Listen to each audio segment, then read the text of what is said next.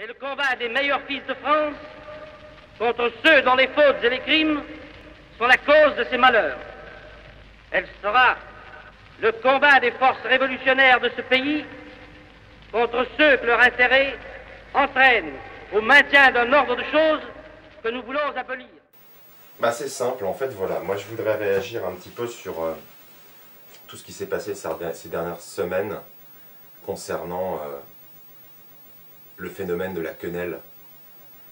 Parce qu'on est face à quelque chose qui ne s'était jamais produit jusque-là. À savoir qu'il y a un mouvement lancé depuis un certain temps par Dieudonné, qui prend une ampleur qui dépasse complètement le système en place et qui, semble-t-il, le met un petit peu en panique. Alors il le met en panique à tel point que le ministre de l'Intérieur est monté au créneau. Tout le monde a pu voir Manuel Valls déclarer, d'abord au mois de septembre, il a déclaré que Dieudonné ne faisait plus rire personne une première fois, et il a déclaré une seconde fois, Dieudonné ne fait plus rire personne. Alors il a déclaré ça au meeting contre les extrémismes qu'ils avaient organisé à la fin du mois de novembre. Alors meeting auquel je me suis rendu avec quelques camarades. Alors moi je veux bien que Dieudonné fasse pas rire grand monde, cependant j'aimerais que Manuel Valls m'explique comment il fait pour remplir des zéniths de 3000, 4000 personnes, alors que le Parti Socialiste n'est pas capable de remplir la mutualité pour un meeting contre les extrémismes qui se déroule dans la capitale, à 20 h. Donc je voudrais qu'on m'explique à quel moment Manuel Valls, sur quoi Manuel Valls s'appuie pour dire que Dieudonné fait plus rire personne. Je veux dire, n'importe qui, n'importe quel citoyen honnête se rendra compte en regardant 2-3 vidéos de Dieudonné, 2-3 vidéos des meetings du PS, qu'il n'y a pas photo. Le PS fait moins recettes que l'humour de Dieudonné. Donc le système tremble. Et c'est très bien parce qu'il en a besoin, parce que nous sommes dans un système, vous l'avez compris, qui est un système mensonger, trompeur, voleur, menteur.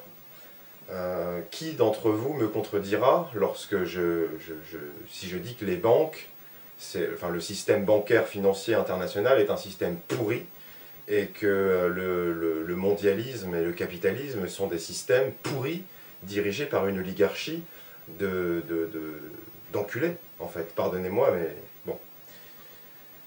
Donc voilà, je reviens un peu sur les propos qui sont tenus maintenant par le gouvernement contre des dissidents, dont Dieudonné est aujourd'hui l'icône, puisqu'il est intéressant de se pencher sur l'argumentaire qui est employé par les gens qui sont les détracteurs de Dieudonné, de Soral, de gens comme moi, qui disons au système d'aller se faire foutre en réalité. Alors leurs arguments, on va les comparer aux nôtres. Alors quand par exemple nous on va développer un certain argumentaire pour dénoncer quelqu'un comme Bernard-Henri Lévy, il y a quand même matière, je veux dire, BHL, il nous donne une matière assez considérable, assez conséquente, pour qu'on puisse l'allumer de manière honnête, sans jamais avoir besoin de rajouter quoi que ce soit à la réalité, puisque le travail qu'il fournit est tellement immonde et dégueulasse qu'en réalité, le fruit de son travail suffit amplement à nous créer un argumentaire qui tient la route. Quand on écoute Jacques Attali... Ça reste aujourd'hui pour chacun d'entre nous une question presque évidente. Nous sommes juifs, nous savons que nous avons un rôle historique particulier que nous avons joué depuis au moins 3000 ans et nous pensons que ce rôle est là, il est établi, il est définitif, il est inscrit dans l'histoire de l'humanité, il porte son empreinte à la fois théologique, culturelle, idéologique, politique, artistique. Je ne crois pas que faire des enfants suffise à faire des êtres humains dignes de ça. C'est pas parce qu'on a 7 enfants qui seront des êtres humains ou des juifs, ce qui revient au même pour moi. C'est un être humain, c'est pareil. D'accord. Donc quand on entend quelque chose comme ça, on est en droit de se poser la question de comment ces gens perçoivent ceux qui ne font pas partie de leur caste. D'accord. Ou de leur tribu. On va parler de tribu. Alors leur argument, c'est quoi en face ? Le ministre de l'Intérieur veut faire interdire les spectacles de l'humoriste controversé après des propos antisémites. Et il y a des risques de troubles à l'ordre public. Les partisans de Dieudonné, eux, dénoncent une censure. Dieudonné interdit de scène. C'est la menace que brandit aujourd'hui le ministre de l'Intérieur. Dans un communiqué, Manuel Valls dit étudier la possibilité d'empêcher ces réunions publiques, qui contribuent selon lui à chaque nouvelle représentation à accroître les risques de troubles à l'ordre public. Voici ce qui aurait fait bondir au plus haut sommet de l'État. Dieudonné filmé récemment en caméra cachée. Devant une salle comble, il s'en prend au journaliste de France Inter, Patrick Cohen, qui voudrait l'interdire d'antenne. Moi, tu vois, quand je t'entends parler de Patrick Cohen, je me dis... Dans l'extrait, il ironise sur les chambres à gaz. Une provocation de trop pour Manuel Valls, qui déjà cet été condamnait des attaques proférées contre un autre journaliste.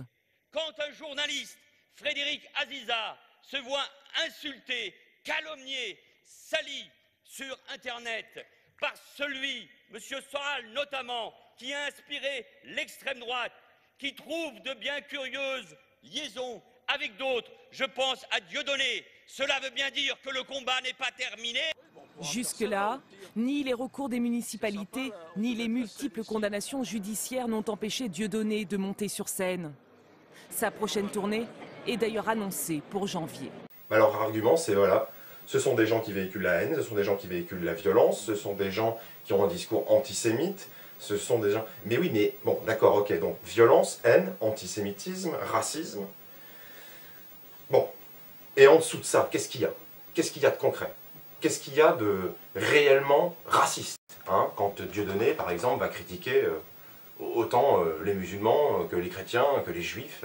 Bon, c'est vrai qu'en ce moment, bon, depuis quelques années, il tape un petit peu plus sur la dernière catégorie, simplement parce que cette communauté s'acharne contre lui. Donc à partir du moment où une communauté s'acharne contre quelqu'un, il est évident qu'on lui donne matière à répondre. Et je ne vois pas pourquoi il se priverait de faire ce qu'il fait, puisque de toute manière, quand on vous crache à la gueule, de la manière dont la mafia aujourd'hui sioniste au pouvoir, du moins qui influe sur le pouvoir, quand on voit les méthodes que cette mafia emploie, bon, bah, il est totalement légitime. Je veux dire, pourquoi on se priverait de leur répondre, hein? D'abord, de quel droit?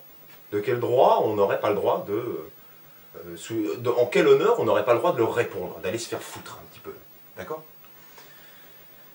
Donc voilà, ce que Dieudonné fait depuis quelque temps, c'est simplement mettre en lumière que nous sommes dirigés par une oligarchie de menteurs, de voleurs, d'escrocs, et que ça fait très longtemps que ça dure, trop longtemps, et que vous savez, quand on est dans un système où la politique, la finance, enfin tout ce qui régit aujourd'hui la société occidentale repose sur un nombre incalculable de mensonges, de détournements de fonds, de vols, le système spéculatif en lui-même est un système ordurier, donc et méprisant pour l'être humain. Donc bon, voilà.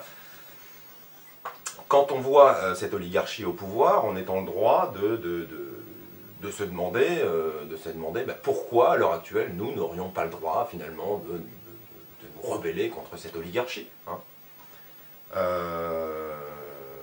Bref. Donc voilà, nous sommes en face d'un... D'ailleurs, pour illustrer le fait que ce sont des gens qui mentent perpétuellement, je repense à Rutel Krief, qui a déclaré sur BFM il n'y a pas très longtemps, en parlant du mariage pour tous, que les Français étaient majoritairement favorables à la loi concernant le mariage pour tous. Mais sur quoi elle s'appuie pour dire une chose pareille, pour avancer une chose pareille? Il n'y a pas eu de référendum, et c'est évident, la République, le système républicain oligarchique n'allait pas faire un référendum sur un sujet qu'elle savait très bien, sur lequel elle savait pertinemment que la société française allait rejeter de manière radicale, en bloc, hein, dans une large majorité. Donc, quand il n'y a pas de référendum, on ne peut pas affirmer, comme l'a fait Rutel Krief, mais la majorité des Français étaient favorables. Ce n'est pas vrai. Vous mentez. Rutel Krief est une menteuse, d'accord? Et ce sont des gens qui pratiquent cet art du mensonge depuis très longtemps. Donc vous savez, pour eux, mentir de manière effrontée et éhontée face à une caméra de télévision, il n'y a pas de problème pour eux. Ce n'est pas un souci. D'accord? D'ailleurs, je tiens à rappeler que voilà, il n'y a pas eu de référendum exactement comme en 40. Hein. Ça, c'est une chose qu'on ne vous apprend pas à l'école.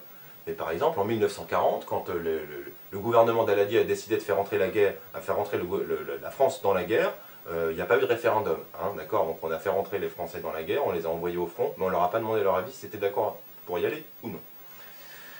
Bref, tout ça pour dire qu'à l'heure actuelle, concernant le phénomène de la quenelle, concernant le phénomène de cette dissidence multiethnique, multiconfessionnelle, qui échappe complètement d'ailleurs au contrôle justement des lobbies antiracistes, parce qu'il faut savoir en fait que si le CRIF, la LICRA, SOS Racisme, toutes ces associations infectes qui aujourd'hui montent au credo contre Dieudonné, qui, rappelons-le, est un franco-camerounais quand même, dans l'extrême droite européenne, on a quand même trouvé des gens qui avaient plus le type classique arien, on va dire. Hein. Donc quand on classe un Dieudonné à l'extrême droite, on est déjà dans une sorte de déstabilisation de l'adversaire, non pas de Dieudonné, des gens de la mouvance appartenant à Dieudonné, ou ceux appartenant de la mouvance dite d'extrême droite, mais on est face à une déstabilisation de la machine sioniste. Pourquoi? Parce qu'aujourd'hui, nous avons des individus qui ne font pas partie de cette France de souche, qui a toujours été classée comme réactionnaire, antisémite, raciste, et qui aujourd'hui dénonce exactement les mêmes faits que ce que l'extrême droite dissidente, d'accord, ce que j'appellerais plutôt la dissidence patriote, a toujours mis en lumière. Alors, je ne sais plus quel journaliste sioniste également avait déclaré, vous savez, pour des juifs, pour un vieux juif comme moi, voir les immigrés se retourner contre nous, qu'est-ce qu'on va devenir? Bon bah oui, qu'est-ce que vous allez devenir? Qu'est-ce que vous allez devenir quand les manipulations dont vous êtes les auteurs, les mensonges, les machinations que vous avez mis en place depuis des décennies pour garder un pouvoir sur justement ce combat antiraciste qui en réalité, ce qui vous effraie en réalité, ce n'est pas de revoir la montée du nazisme. Il n'y a pas, le Troisième Reich est mort depuis 60 ans. Les nationaux-socialistes aujourd'hui sont répartis, et la plupart des nationaux-socialistes authentiques sont très peu nombreux. Il y a très peu de nationaux-socialistes authentiques. Vous avez une foule considérable de néo-nazis, hein, de gens qui sont en réalité un produit que vous avez fabriqué pour crédibiliser justement cette lutte contre ceux qui, à un moment dans l'histoire du XXe siècle, se sont dressés contre votre oligarchie. Donc, les nationaux-socialistes aujourd'hui n'existent plus. Il n'y a plus de Troisième Reich. Donc quand vous nous parlez d'antisémitisme, de remontée du nazisme, de tout ce que vous voulez, tout ça c'est faux. Et vous le savez pertinemment. Vous êtes encore dans le mensonge. Parce que ce que vous protégez, ce qu'il y a autour de l'antiracisme, ce n'est pas un combat idéologique. C'est un business qui vous rapporte des milliards, autrefois de francs, et aujourd'hui d'euros. Parce que autour de cet antiracisme, vous générez des élections. Vous faites élire des gens, vous prenez un pouvoir qui vous est donné au nom de quelque chose qui ne vous appartient pas, à savoir la lutte contre le racisme. D'ailleurs, la lutte contre le racisme, vous êtes les derniers à pouvoir la revendiquer. Tant votre idéologie sioniste et mondialiste et raciste et irrespectueuse des nations, des peuples, des races et des religions. Donc, maintenant, vous êtes face à quelque chose qui ne s'est pas produit depuis 1945. Et vous le savez pertinemment. Pourquoi? Parce que Dieudonné n'est pas un homme politique. Dieudonné, ce n'est pas Jean-Marie Le Pen. Dieudonné ne risque pas la dissolution. Vous pouvez lui fermer son théâtre.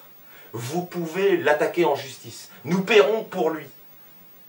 Vous avez des organismes politiques comme le nôtre qui sont prêts à mettre en action, comme ça a déjà été le cas ces dernières semaines, ces militants, pour payer les amendes, pour fournir toute l'aide solidaire qu'on peut apporter à, aujourd'hui, l'icône de la dissidence qu'est Dieudonné.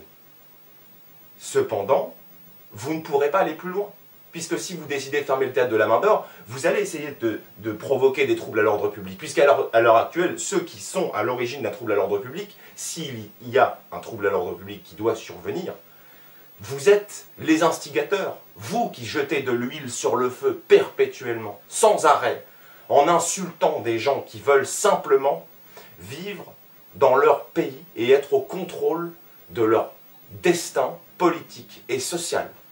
Voilà.